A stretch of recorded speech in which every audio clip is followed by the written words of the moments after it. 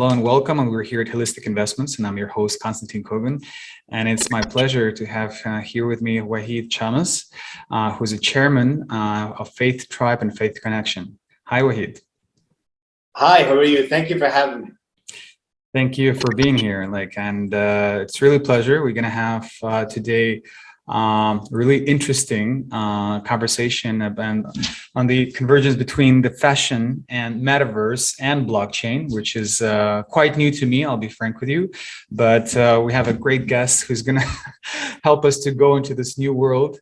And before that, we just need to throw a legal disclaimer, as always. So this content is for informational purposes only. You should not construe any such information or any other material as legal, tax, investment, financial, or any other advice. So now we can talk about anything we want, right? So basically, we want to hear your story. How did you start getting into blockchain, and what prompted you to start a business that is very close to to those conflicts between the fashion and blockchain?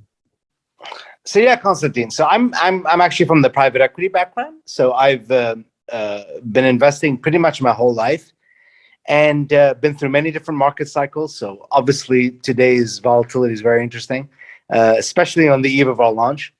But in our bastion of 37 companies, a third are in the fashion and fashion tech. This is the first play that we're doing on Web3. We're very excited, and we've got amazing, very crypto-based advisors around us. But the story here, Constantine, is very interesting because it's a story of a real-world company, Faith Connection, in the fashion industry. It's been around for 21 years, making a complete pivot to Web3. This is not about dropping NFTs and like some other brands, etc. This is a complete overarching pivot and transformation to a DAO structure.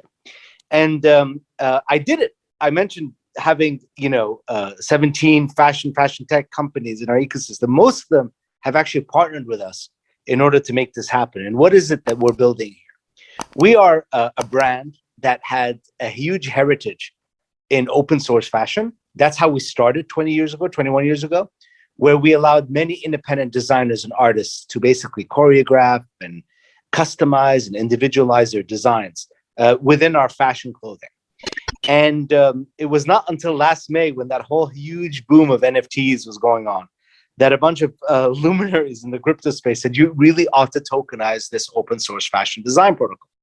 And so here we are 9 months later, and with the support of all the other fashion tech companies that I mentioned that are in my investment portfolio, we brought them together to really aid and enable Faith Connection to open up its design platform in a very scaled fashion on the blockchain, so that now we're no longer working with dozens or up to 100 designers and artists. We could literally work with thousands at any given time. Mm-hmm. So I want to ask you a few details about it. So in your mission statement, in your white paper, you're writing that you're removing all restrictions and empowering an individual to unleash their creativity in both metaverse and physical realm. So can you elaborate a little bit more, like how on a practical level you're doing that? Yeah, I mean, it's a great question. So someone in Vietnam, very talented artist and designer, okay, she doesn't have the means to tap into the network that we're giving. So right now, what's available to her? She's very talented. She might travel to Paris or New York or Hong Kong, and then maybe try to get an apprenticeship, maybe send a resume, maybe try to network in order to join an existing practice. Right? There is no mechanism for an entrepreneur to do what Uber does, for instance. So if you, Constantine, wanted to drive your car for business, you just patch on the software and boom, you can be in business. And so here, that's the sort of the inspiration. So we have a 21-year history in open source design, which means that we enable designers to come into our ecosystem to design for us. But now we're giving them the tools, the design studio, the on-demand manufacturing, the ability to mint physical and digital NFTs and NFCs, and give them access to the e-commerce marketplace, source leather, knitwear, and what have you. I forgot to mention that. And so we're giving tools that allow a scaled entry for an independent designer. So that lady in Vietnam, or that male in Vietnam, who didn't have access to a factory in Italy or Portugal, didn't have access to a marketplace like Farfetch, didn't have access to on-demand manufacturing, ready to order, ready to design, etc., didn't have access to a studio, now has all that access with us. And others are doing it, but only digital. Okay, so Tran in Vietnam can go on to a digital studio that exists today. We have many great competitors. And she can design a fashion clothing that purely exists and stays in the metaverse. But if she wants to go one step further, she has a micro influencer that she would like to dress, and she wants to have a demo produced or something developed. We're the only play now that does that. Mm-hmm. All our competitors in the physical world, the Gucci's, the Pradas, and all that, they're very exclusive. They don't allow anyone in to their design ecosystem. We're very inclusive. We're high end, but very inclusive. So we really are, when I say pioneers doing this, there is no other competitor doing it today. Yeah. Well, first of all, by the way, I should probably announce that we do have a vested interest in the company because we're investors, right? So that should, to be fair. Sure. But besides the fact that we are passionate about like what you're building, this vision, right? You know, we that's actually like that made us like, you know, to be part of this vision, right? You know, but from the perspective of investors, I should say like what impressed us besides your capabilities of a successful and experienced operator, right? And entrepreneur, I think that you basically you're building a true ecosystem, right? You know, where it's community owned, it's relationship between the creators, right? Where they actually have the tools, the means with the Web3 blockchain powered, like, you know, to monetize, you know, their production, right? And also to make decisions, right? You know, which is, you know, I'm not part of this process, but the fact that actually that when I was reading like all the documentation, that first of all the creators can participate in picking the garment or like, you know, where it's going to be like, you know, manufactured, and the fact that they have democratized access regardless of where they live, and then they can also earn in perpetuity, like, you know, like on top of it, like, you know, the you know, with the help of digital assets, like, you know, part of the future sales. So basically it's almost like a revenue share model that is like super new. It did not, I mean, I didn't see similar concepts all together. So that I wanted to elaborate a little bit more so that people understand how unique it is. Yeah. So, you know, one thing you didn't mention, Constantin, is so everything you actually said it very eloquently and you used the word unique. This is difficult stuff. And I can't think of starting from scratch. I mean, if we did not have access to production and sourcing in Portugal and Italy, I don't know what we'd do. If we didn't have people, frankly, sourcing the raw materials and textiles and everything, you know, how would we deal with that logistics? If we didn't have an existing marketplace with our e-commerce platforms, how would we convince them to onboard an independent designer? And if we didn't have the design studios, how would we give them the tools to design remotely? Frankly, a lot of this stuff kind of evolved during Corona and COVID. So you mentioned the word unique. One thing which I will say is I'll flip it a little bit, that sometimes old school is good, because I read a lot of white papers out there. And I always say this, they stay as white papers for many years, like literally year after year after year. It's just the white paper. It's right. Okay. Whereas we are living the white paper. Okay, so today, I haven't gotten everything fixed. So we don't have the seamless ecosystem, you know, on the blockchain. Someone can go boom, boom, boom, transact, etc.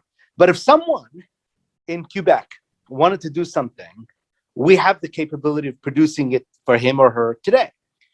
It might not be the most seamless transactions. We're not integrated fully. This is kind of what we need to build.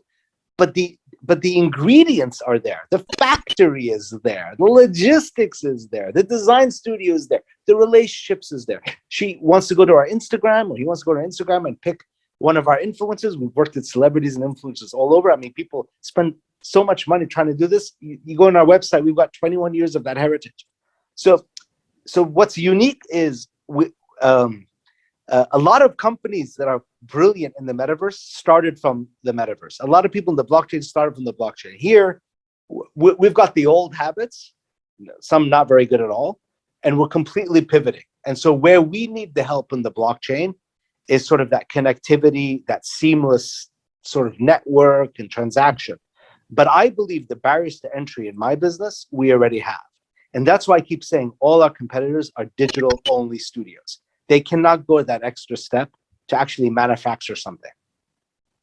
And I think that that's like beautiful, because you have a traditional business powered Exactly. Yeah. by blockchain technology. And so I wanna touch upon like really quickly about the Faith Tribe token, right? So let's quickly describe the practical also utility, the aspects of why Faith Tribe token is also elegantly like adds to the value proposition. Yeah, and so I will also add to the previous question that with old comes revenue and balance sheet and cash flow that gives some sustainability of the project. We're not going to like suddenly run out of money, right? So that's good. But going to the tokenomics and going to the utility, here's where we got the best possible feedback from the private equity community. We have like over 20 VCs backing us. It's a community. Okay, so to enter the community, to have the benefit of being on the Uber network, or what we call, the Faith Tribe network, you have to have our token. We're not going to accept cash. So to use our design studio, that's tokenized. To be able to order on-demand manufacturing, that's tokenized. To be able to source materials, that's tokenized. To get on an e-commerce platform, that's tokenized. Having said that, Constantin, it's very important to know that in the background, we're using fiat.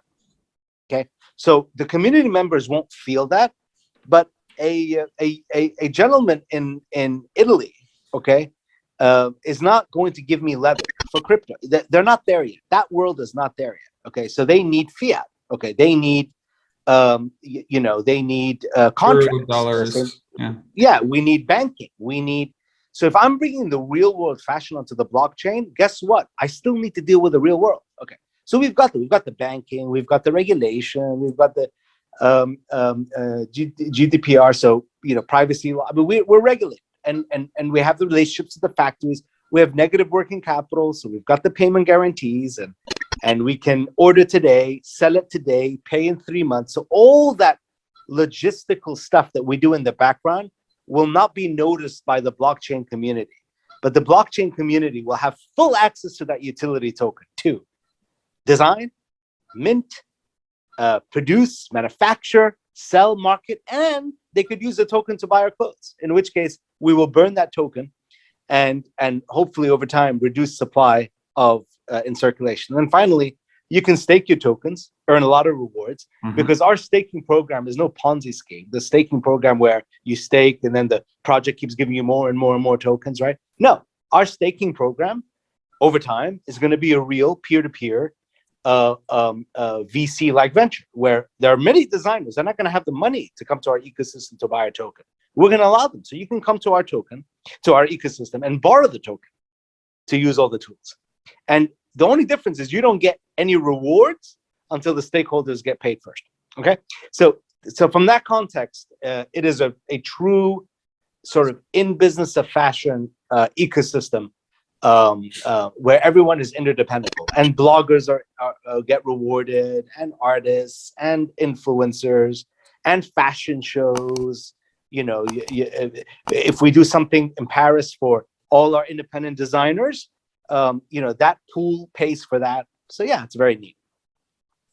Yeah, I mean, and plus it's a deflationary economy, right? So which is pretty rare, like in its nature, for someone who's more familiar with those concepts. Like they understand that this is truly like a long-term play, right? So it's a sustainable model, right? So ideally the token will not have like those crazy pump and dumps. Like it should be a very stable launch. Plus, we cannot reveal all the secrets, obviously, right, about the IDO and IO launches, but like the things maybe would you can publicly state that there's a very big preparation like for the launch, right? And it's also going to be sizable and reputable partners that's going to help project to launch in a very, very like big way.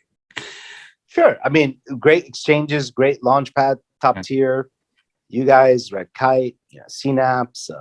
We have over 20 VC and private equity firms. We put out a press release a few hours ago. Obviously, make that available. You'll see all the names. We have great partners on the fashion tech side, amazing advisors, luminaries, people that don't need money, frankly. So they're doing this really out of their passion and love for what we're trying to create. And and we've been around, Constantin. So I've been in private equity and in financial markets for 24 years. So when I get people pushing back on me like delay, it's not a bull market, to me, it's comical because I just went through 2 years of COVID. Our business was practically shut down. So it's like, okay, this is not what worries me. Yeah, we might not get, I think we're going to do very well. We're heavily oversubscribed. Some of the exchanges have never seen this kind of demand before. So obviously we're humbled and honored by that. But, if I'm going to be pumping value every day and helping artists and designers get into the business of fashion, and there's real utility there, then over time, it's like a toll booth. We just clip coupons, right? It's like my old private equity, Warren Buffett kind of, inspiration. Just keep the slow slug of printing cash every single day. Cash flow. And then over time, you benefit. And we're not an idea, okay? This is not a white paper that stays a white paper. I'm going to repeat it. This is a real live business. You can come see for yourself. You can come to Paris Fashion Show, see our fashion show, see what we're doing. By the way, can we announce that there is actually a possibility to win a ticket that would be a fully paid trip for Paris Fashion Show? Yeah, so people say, Wahid, you got to do airdrops. Okay, well, what's the airdrop? Tokens, right? And I thought that was so boring. And I said, well, what is it that we're trying to do? We're trying to give real life democratization of fashion, real life experiences for people. So I was saying, people love to go to Paris Fashion Week. It's like the pilgrimage of the year, right? There's many fashion shows like Milan, New York, etc. But Paris Fashion Week is the one. Okay, that's where we all put out our best spreads, right? In March, specifically in March. And we've not had this for 2 years, so everyone's like clogged up and want to go out and all that. So this one is a special one. And so I said, let's fly 3 lucky winners from around the world, first class. It's got to be that way if you're going to do Paris Fashion Week, just for the fun of it. And stay at the best hotels and shop till you drop and attend our fashion show and other fashion shows. We'll try to help you get into other great brands, and then party with us on the 6th of March. We have Blondish, our global ambassador, one of our global ambassadors, DJ. She's the DJ of Burning Man. We're a very Burning Man-like brand. And we're repeating all this, by the way, on Decentraland in the metaverse, okay? 3-4 weeks later. But if you want to do it in the flesh, there's a chance to win. And I can't remember the rules, but because the PR guys did it, but it's like, he or she who builds the most community members and recruits more people. Yes. And the biggest HODLer on Ascendex or Bitmart. Yeah. We're going to share the rules in the description. So for everyone who's interested, we're going to share it in the description. But I'm sure already people are sold. They're already like willing to go listen.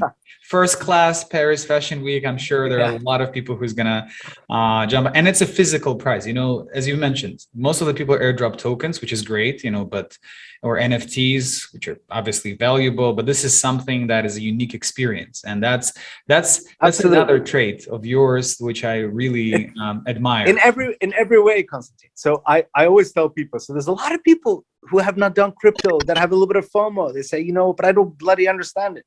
I don't know what Solana is or Cardano or Avalanche. Some of this stuff is very, very neat and very cool, but tough to understand.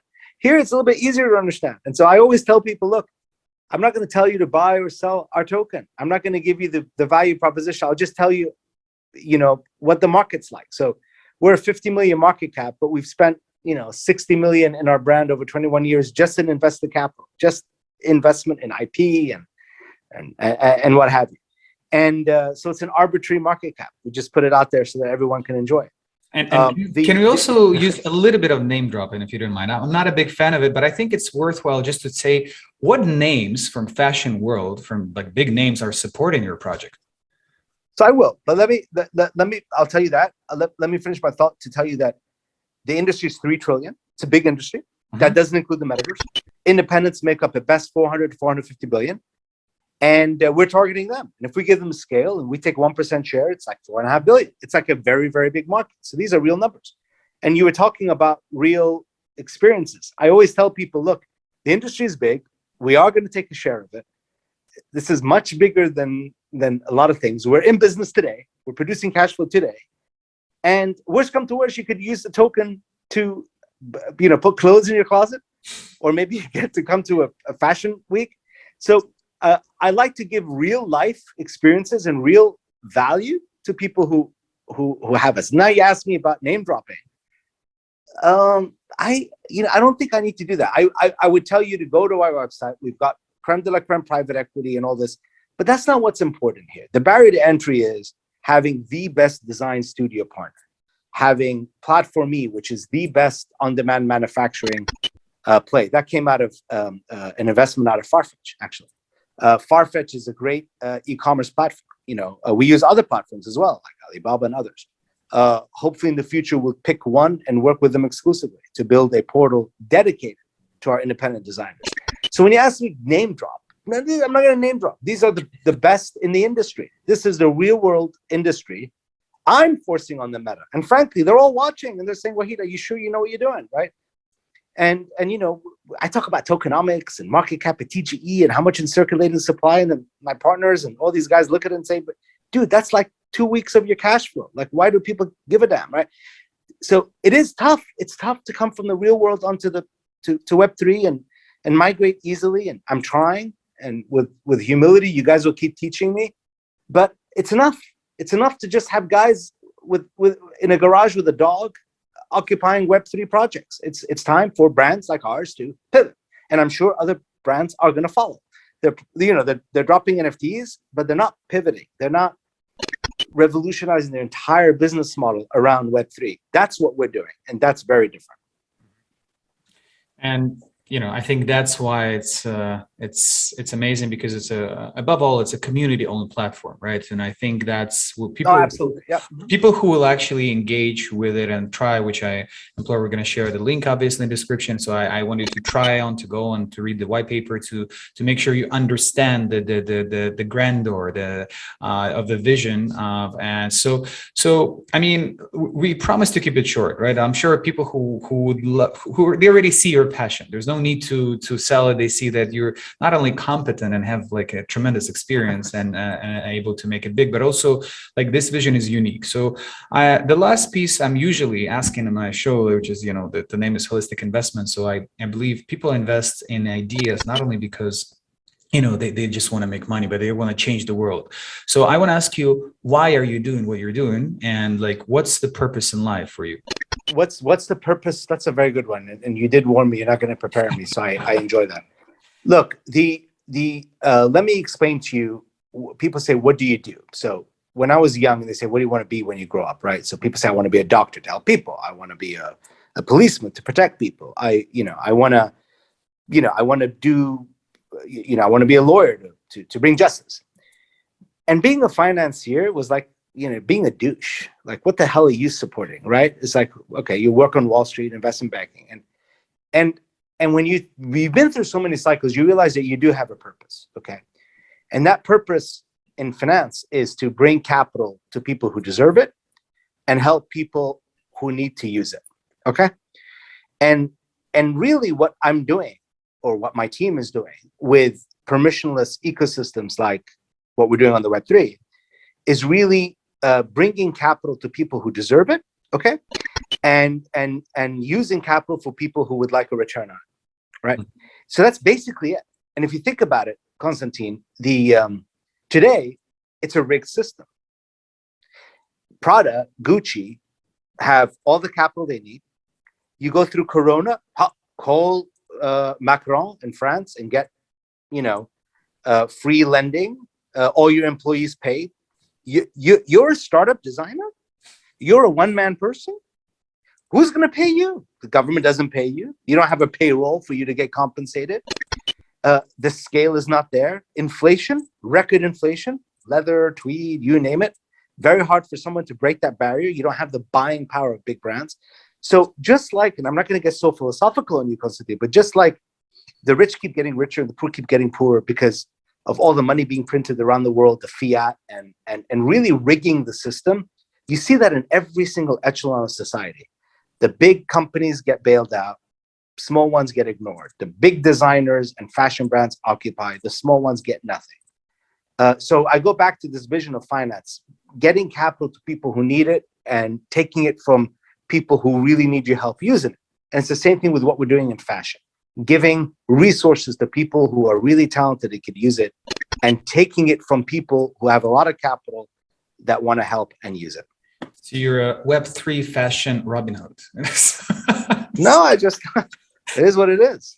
No, jokes aside, I really appreciate the answer. I understand that and you didn't prepare me. Exactly. I always don't prepare because I wanted to come from the heart, and the answer was amazing. Like, that means that you're really doing it for the passion, right? You're really doing it because you want to change people's lives. And that's entrepreneurs we want to support and make sure that, they're successful, right? So thank you for this, Wade. I mean, I'm sure everyone who watched this, they're now being part of the movement, because it's impossible just to, not to resonate with your vision, right? And so please go to the Faith Tribe website. We're going to share the links to check out their white paper, check out their social media. They're doing a lot of contests, giveaways. Like, they already have like tens of thousands of people who support it. Again, traditional business that is building a huge movement, I would say, not an ecosystem,